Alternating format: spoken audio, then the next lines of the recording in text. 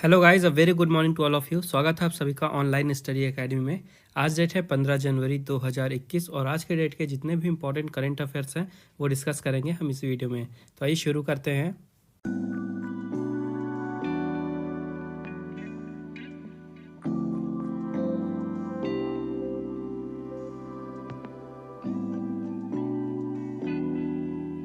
तो आज की पहली न्यूज़ है, union cabinet approved MOU between India and UAE for scientific and technical cooperation.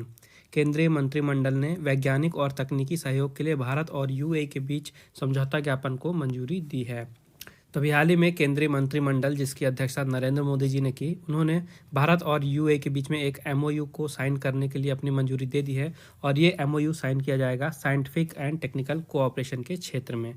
तो जो एग्रीमेंट है ये साइन किया गया है भारत की मिनिस्ट्री ऑफ अर्थ साइंसेस के द्वारा और यूएई की तरफ से नेशनल सेंटर ऑफ मीटियोरोलॉजी की तरफ से। तो ये जो एग्रीमेंट है इसमें अलग अलग क्षेत्र में जो साइंटिफिक और टेक्निकल क्षेत्र हैं वहाँ पे कोऑपरेशन के लिए एमओयू साइन किया गया है। इसके अंडर में दोनों ही देश आपस में जो साइंटिफिक और टेक्निकल इन्फॉर्मेशन है उसको एक्सचेंज करेंगे। उसके अलावा जो दोनों ही देश के एक्सपीरियंस है इस क्षेत्र में उसको शेयर किया जाएगा और जो भी रिसर्च स्कॉलर्स हैं, साइंटिस्ट हैं और स्पेशलिस्ट हैं उनको एक्सचेंज करेंगे दोनों कंट्री आपस में और उनको ट्रेनिंग भी प्रोवाइड कराई जाएगी। उसके अलावा सैटेलाइट के डेटा यूटिलाइजेशन में, क्लाइमेट इंफॉर्मेशन सर्विसेज में और ट्रॉपिकल साइक्लोन्स फॉरकास्टिंग में भी रिसर्च पे फोकस किया जाएगा। उसके अलावा दोनों ही देशों में साइंटिफिक और टेक्निकल के ऊपर वर्कशॉप्स, सेमिनार्स, कॉन्फ्रेंस और ट्रेनिंग कोर्सेज जो हैं ये ऑर्गेनाइज कराए जाएंगे साइंस और टेक्नोलॉजी के क्षेत्र में। बात करें यूएई की तो कैपिटल है अबू धाबी, प्रेसिडेंट हैं खलीफा बिन जायद अल नहयान, प्राइम मिनिस्टर है मोहम्मद बिन राशिद अल मखदूम और करेंसी है यूएई दिरहम। नेक्स्ट अपडेट है, arm forces veterans day was observed on 14 January. 14 जनवरी को सशस्त्र बल वयोवृद्ध दिवस मनाया गया। तो इस दिन की स्थापना की गई थी 2017 में और 2017 से हर साल 14 जनवरी को भारत में मनाया जाता है आर्म फोर्सेस वेटेरन्स डे, यानी कि सशस्त्र बल वयोवृद्ध दिवस। और ये दिन मनाया क्यों जाता है? ये दिन मनाया जाता है जो भारत के वेटेरन सोल्जर्स थे, यानी जो पूर्व सोल्जर थे जिन्होंने देश के लिए अपनी सर्विसेज दी, अपनी सेल्फलेस डिवोशन दिया, अपना सेक्रीफाइस दिया, देश के ऑनर के लिए अपनी जान भी कुर्बान कर दी, तो उनकी सेवाओं को एक्नॉलेज करने के लिए ये दिन मनाया जाता है। तो इस दिन को पहले आर्मिस्टिस डे के नाम से जाना जाता था और बाद में इसका नाम हो गया आर्म फोर्सेस वेटेरन्स डे और इस साल ये 5वीं बार मनाया जा रहा है 2021 में। और 14 जनवरी को ही क्यों चुना गया ये दिन? तो 14 जनवरी को एक्चुअली में भारत के जो पहले कमांडर इन चीफ थे इंडियन आर्म फोर्स के, जिनका नाम था field marshal KM. Cariappa OBE, तो 14 जनवरी 1953 को ये रिटायर हुए थे। तो इन्हीं को ऑनर करने के लिए ये दिन की स्थापना की गई 14 तारीख को ही। नेक्स्ट अपडेट है, US government designated Cuba as state sponsor of terrorism. अमेरिकी सरकार ने क्यूबा को आतंकवाद के राज्य प्रायोजक के रूप में नामित किया है। तो ये जो डिसीजन है ये अभी हाल ही में अनाउंस किया गया है यूएसए के secretary of state Mike Pompeo के द्वारा। ओके, तो ये जो डिसीजन है ये ट्रंप एडमिनिस्ट्रेशन में लिया गया है। एक्चुअली में जब पहले बाराक ओबामा प्रेसिडेंट थे तो उस टाइम पे जो क्यूबा है यहाँ से ये लेबल हटा दिया गया था स्टेट स्पॉन्सर ऑफ टेररिज्म का, लेकिन जो अब ट्रंप एडमिनिस्ट्रेशन चल रहा है अभी, तो वहाँ पे उन्होंने उस डिसीजन को रिवर्स कर दिया है और क्यूबा को फिर से स्टेट स्पॉन्सर ऑफ टेररिज्म घोषित कर दिया गया है। इसके बाद ट्रंप एडमिनिस्ट्रेशन में ये बताया जा रहा है कि क्यूबा को ये दर्जा क्यों दिया गया है, किस लिए, क्यों इसे आतंकवाद के राज्य प्रायोजक के नाम पे कहा जा रहा है, क्योंकि जो क्यूबा है यहाँ पे अभी भी लगातार जो इंटरनेशनल टेररिज्म है यानी अंतर्राष्ट्रीय आतंकवाद, इसको लगातार क्यूबा से सपोर्ट मिल रहा है और बहुत सारे टेररिस्ट हैं जिनके लिए एक सेफ हार्बर यानी सेफ प्लेस की तरह ये काम कर रहा है। एक तरह से वहाँ पे शरण दी जा रही है टेररिस्ट को, तो इसी कारण से इसे स्टेट स्पॉन्सर ऑफ टेररिज्म के लिए नामित किया गया है। इसके अलावा 2015 में जो क्यूबा है यहाँ से ये स्टेट स्पॉन्सर ऑफ टेररिज्म का टैग हटा दिया गया था और उस टाइम पे कुछ कमिटमेंट किए गए थे क्यूबा के द्वारा और अभी हाल ही में जो ट्रंप एडमिनिस्ट्रेशन है उन्होंने बताया है कि जो भी उस टाइम पे कमिटमेंट किए गए थे उसे फुलफ़िल करने में क्यूबा नाकाम रहा है। इसी कारण से इसे दोबारा से ये टैग दिया गया है। बात करें क्यूबा की तो यहाँ की कैपिटल है हवाना, प्रेसिडेंट हैं Miguel Diaz Canel, prime minister हैं मैनुएल मरेरो क्रूज और करेंसी है पेसो। नेक्स्ट अपडेट है first ever climbing festival celebrated in Nubra valley.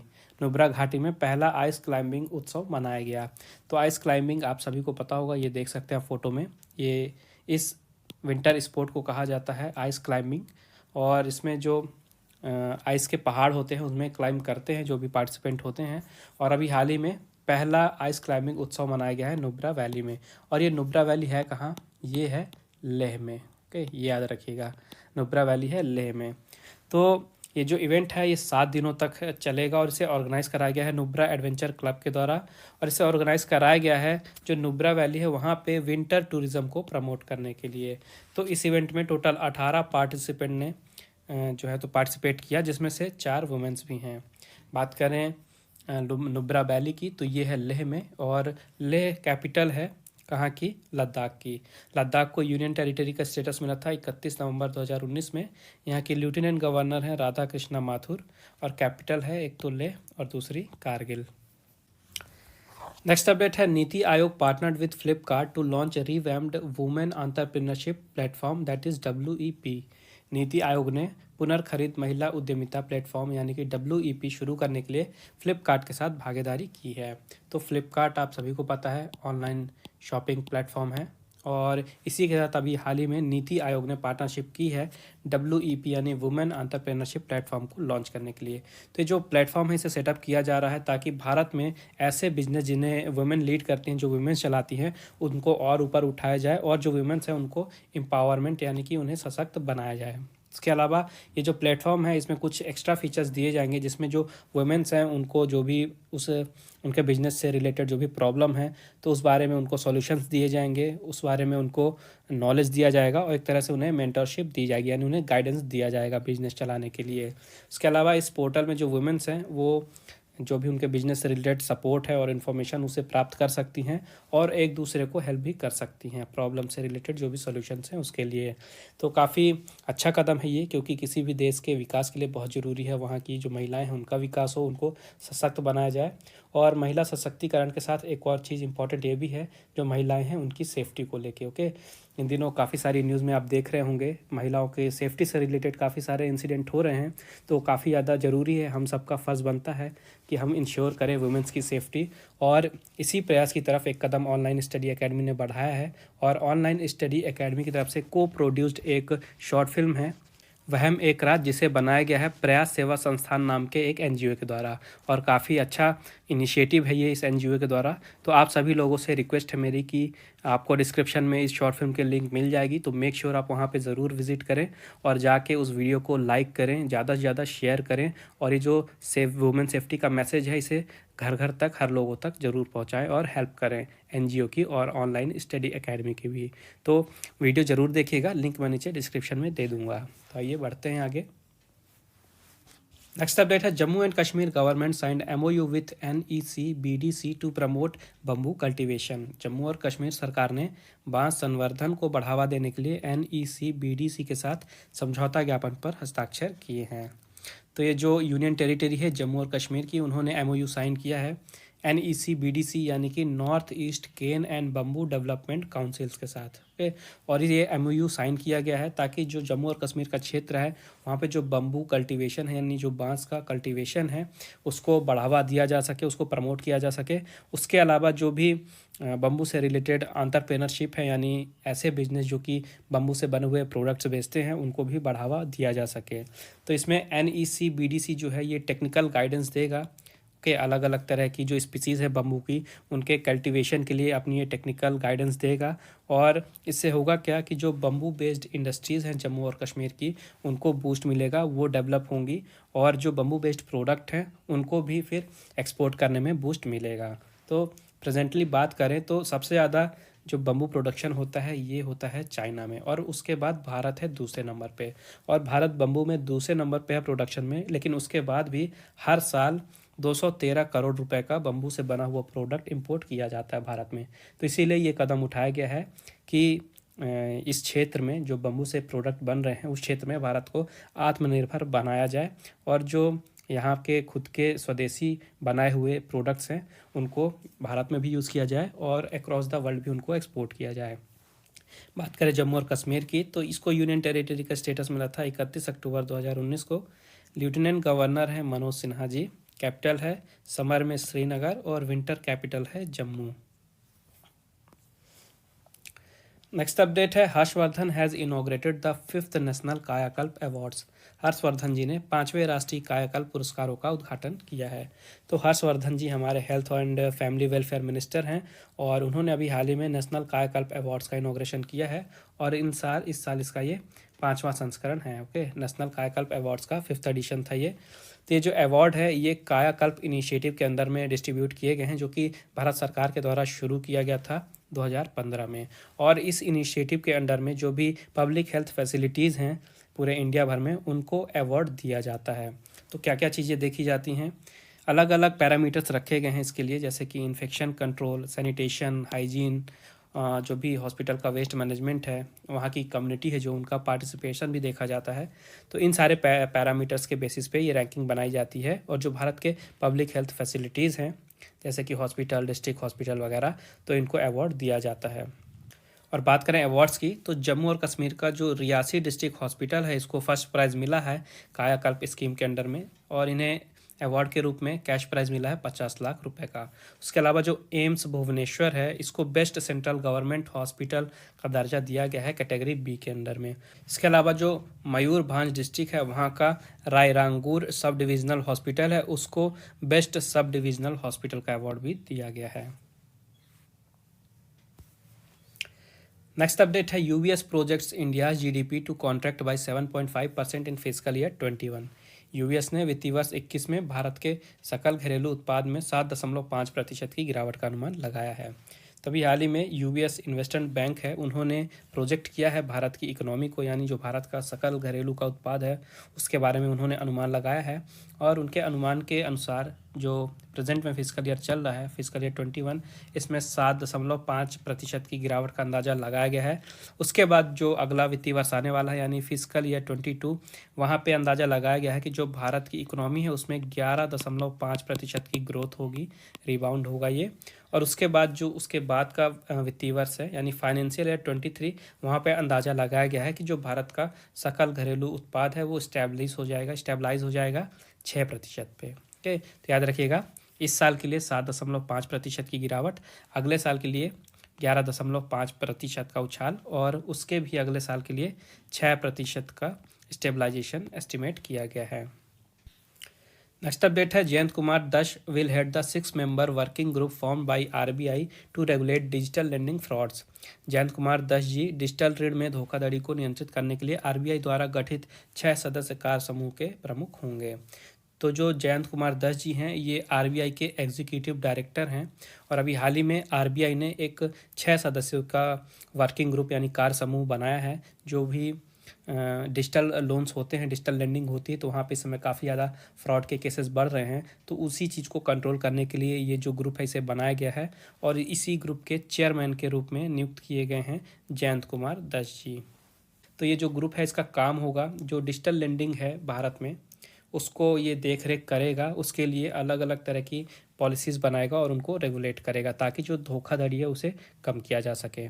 तो 6 मेंबर हैं इसमें, इस वर्किंग ग्रुप में। चेयरमैन है जयंत कुमार दास, उसके बाद एक है अजय कुमार चौधरी जी, पी वासुदेवन, मनोरंजन मिश्रा, विक्रम मेहता और राहुल शशि। तो ये 6 मेंबर हैं इस टीम में। बात करें रिजर्व बैंक ऑफ इंडिया की, तो इसकी स्थापना हुई थी 1 अप्रैल 1935 में और स्थापना हुई थी इसकी कोलकाता में। गवर्नर हैं यहाँ के शक्तिकांत दास जी और हेडक्वार्टर है मुंबई महाराष्ट्र में। नेक्स्ट अपडेट है India post payments bank has collaborated with financial software and system to promote financial inclusion. India post payments bank ने वित्तीय समावेश को बढ़ावा देने के लिए एफएसएस यानी कि फाइनेंशियल सॉफ्टवेयर एंड सिस्टम्स के साथ साझेदारी की है।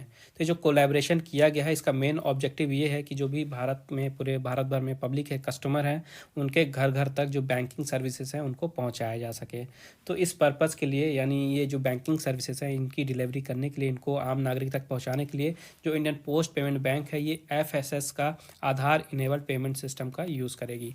तो इस कोलैबोरेशन के बाद जो आईपीपीबी है यानी इंडिया पोस्ट पेमेंट्स बैंक, ये भारत के लगभग 410 मिलियन जनधन अकाउंट को जो है तो सर्विस प्रदान करेगी, बैंकिंग सर्विसेज इन्हें दिया जाएगा। बात करें इंडिया पोस्ट पेमेंट्स बैंक की, तो इसकी स्थापना हुई थी 2018 में। इसका हेडक्वार्टर है न्यू दिल्ली में। एमडी और सीईओ हैं जी वेंकट रामू। टैगलाइन है आपका बैंक आपके द्वार। और जो एफएसएस है, इसकी इस्टेब्लिशमेंट हुई थी 1991 में। इसका हेडक्वार्टर है चेन्नई में। फाउंडर और चेयरमैन एंड मैनेजिंग डायरेक्टर हैं नागाराजू माइलांदला। नेक्स्ट अपडेट है DRDO has developed India's first indigenous machine pistol ASMI. DRDO ने भारत की पहली स्वदेशी मशीन पिस्तौल एएसएमआई विकसित की है। तो अभी हाल ही में जो भारत का defence research and development organisation है, उन्होंने इंडियन आर्मी के साथ मिलकर एक भारत की स्वदेशी यानी भारत में ही डेवलप की गई मशीन पिस्तौल है जिसका नाम है एएसएमआई, उसे विकसित किया है। तो ये जो मशीन पिस्टल है ये रिप्लेस करेगी अभी जो प्रेजेंट में पिस्टल यूज़ की जाती है 9mm पिस्टल जिसे कहा जाता है, तो इसे ये रिप्लेस करेगी। अब 9mm पिस्टल की जगह अब एएसएमआई यूज़ किया जाएगा डिफेंस फोर्सेस के द्वारा। और इसकी जो फायरिंग रेंज है ये है 100 मीटर की। और जो इजराइल की आपने सुना होगा उजी सीरीज़ की गन आती है, उसी के तरह है सेम, ये बिल्कुल जैसे इजराइल की उजी सीरीज़ की गन है उसी तरह ये भारत की एएसएमआई डेवलप की गई है। और बहुत ही जल्द ये जो गन है ये इंडियन आर्मी को हैंड ओवर कर दी जाएगी। बात करें डीआरडीओ की, तो यहाँ के चेयरमैन हैं डॉक्टर जी सतीश रेड्डी। हेडक्वार्टर है इसका न्यू दिल्ली में और इस्टेब्लिशमेंट हुआ था इसका 1958 में। नेक्स्ट अपडेट है union cabinet has approved procurement of 83 LCA Tejas aircraft for Indian air force. केंद्रीय कैबिनेट ने भारतीय वायुसेना के लिए 83 एलसीए तेजस विमानों की खरीद को मंजूरी दी है। तो अभी हाल ही में यूनियन कैबिनेट ने अपना अप्रूवल दिया है जिसके तहत 10 एलसीए तेजस MK1 ट्रेनर एयरक्राफ्ट इन्हें खरीदा जाएगा और 73 एलसीए तेजस MK1A फाइटर एयरक्राफ्ट इन्हें भी खरीदा जाएगा। तो टोटल 83 एलसीए तेजस खरीदे जाएंगे इंडियन एयरफोर्स के लिए। ओके, तो ये जो एलसीए हैं ये पूरी तरह से स्वदेशी हैं, भारत में डेवलप किए गए हैं। इसे डिज़ाइन भी भारत में किया गया है और इसे मैन्युफैक्चर भी भारत में ही किया गया है। इसे मैन्युफैक्चर, डिज़ाइन और डेवलप किया गया है HAL यानी कि हिंदुस्तान एरोनॉटिक्स लिमिटेड के द्वारा। और ये जो प्रोक्योरमेंट है यानी ये जो खरीदारी की जाएगी 83 एलसीए की, इसके लिए कॉस्ट है 45,696 करोड़ रुपए। उसके अलावा इनके लिए जो इंफ्रास्ट्रक्चर डिज़ाइन और डेवलपमेंट किया जाएगा उसके लिए 1,202 करोड़ रुपए अलग से जारी किए गए हैं। नेक्स्ट अपडेट है doctor Vinay Bharadwaj has been conferred with best public health dentistry award 2020। Doctor Vinay Bharadwaj को सर्वश्रेष्ठ सार्वजनिक स्वास्थ्य दंत चिकित्सा पुरस्कार 2020 से सम्मानित किया गया है। तो ये हैं डॉक्टर विनय भारद्वाज और इन्हें अभी हाल ही में best public health dentistry award 2020 से सम्मानित किया गया है। और ये शिमला का जो government dental college and hospital है वहाँ पे ये कार्य करते हैं। और इन्हें ये अवार्ड दिया क्यों गया है? इन्हें ये अवार्ड दिया गया है इनके एकेडमिक क्रेडेंशियल के लिए, उसके अलावा जो इन्होंने अपनी रिसर्च की है, उसके अलावा जो इनके पब्लिकेशन किए, काफ़ी सारे इन्होंने पेपर पब्लिश किए हैं उसके लिए, उसके अलावा पेंडेमिक के टाइम पे इन्होंने प्रिंट और इलेक्ट्रॉनिक मीडिया की हेल्प से काफ़ी सारे अवेयरनेस प्रोग्राम भी चलाए हैं कॉमन मैंस के लिए, आम आदमी के लिए। उसके अलावा इन्होंने जो भी रूरल एरियाज़ हैं हिमाचल प्रदेश में वहाँ पे जो ओरल और डेंटल हेल्थ है उसके लिए कैंप भी ऑर्गेनाइज कराए हैं। उसके अलावा जो वहाँ के यूथ हैं उनको ये गाइड भी कर रहे हैं, टोबैको छोड़ने में मोटिवेशन भी कर रहे हैं और गाइड भी कर रहे हैं। तो इनके इन्हीं योगदान के लिए इन्हें ये अवार्ड दिया गया है। नेक्स्ट अपडेट है doctor Pinaki Datta has been awarded the prestigious Subhash Mukherjee memorial award 2020। Doctor Pinaki Datta को प्रतिष्ठित सुभाष मुखर्जी मेमोरियल अवार्ड 2020 से सम्मानित किया गया है। तो ये हैं डॉक्टर पिनाकी दत्ता जी और ये जो PGI हॉस्पिटल है वहाँ पे ये इंडोक्राइनोलॉजिस्ट डिपार्टमेंट में प्रोफेसर हैं और हाल ही में इन्हें सुभाष मुखर्जी मेमोरियल अवार्ड 2020 से सम्मानित किया गया है। और इन्हें ये अवार्ड दिया गया है इनके एफर्ट्स और इनके योगदान के लिए जो कि इन्होंने एंडोक्राइनोलॉजी के क्षेत्र में दिया है। उसके अलावा इन्हें 2005 में यंग इन्वेस्टिगेटर अवार्ड भी दिया गया था और 2014 में इन्हें pituitary congress San Diego and DSP UKIERI award से भी सम्मानित किया गया था। नेक्स्ट अपडेट है Padmashri awardee social activist D Prakash Rao passed away recently. Padmashri से सम्मानित सामाजिक कार्यकर्ता डी प्रकाश राव जी का हाल ही में निधन हो गया है। तो ये हैं डी प्रकाश राव जी और ये सोशल एक्टिविस्ट थे यानी सामाजिक कार्यकर्ता थे बेसिकली ये एक टी सेलर थे, यानी चाय बेचते थे ये कटक में। और 2000 में इन्होंने एक स्कूल ओपन की थी, आशा ओ आश्वासना के। तो इस स्कूल के माध्यम से इनका जो भी कमाई था, इनकी जो भी अर्निंग थी, इन्होंने सारी अर्निंग जो वहाँ के बस्ती के चिल्ड्रंस हैं उनकी पढ़ाई लिखाई में, उनको एजुकेशन देने में अपनी सारी अर्निंग का खर्च कर दी। और इसी कारण से इन्हें 2019 में पद्मश्री से भी सम्मानित किया गया था, और अभी हाल ही में इनका निधन हो गया है। तो ये थे आज के important current affairs. I hope आपको इसको लगे होंगे। तो मेक श्योर वीडियो को लाइक करें, ज़्यादा से ज़्यादा शेयर करें दोस्तों के साथ, और चैनल को सब्सक्राइब जरूर करें। और नोटिफिकेशन आपको मिलती रहे इसलिए मेक श्योर बेल आइकन जरूर दबाइएगा। और रिवीजन के लिए अगर PDF फाइल या MP3 फाइल चाहिए तो उसकी भी लिंक मैंने नीचे डिस्क्रिप्शन बॉक्स में दे दी है, आप वहाँ पर विजिट करके फ़ाइल डाउनलोड कर सकते हैं।